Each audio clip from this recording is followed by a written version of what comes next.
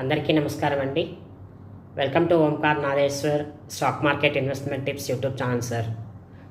So ఏంటండి, ఇంచుమించుగా 20 రోజులకు పైగా అయిపోతుంది నేను వీడియో పెట్టి.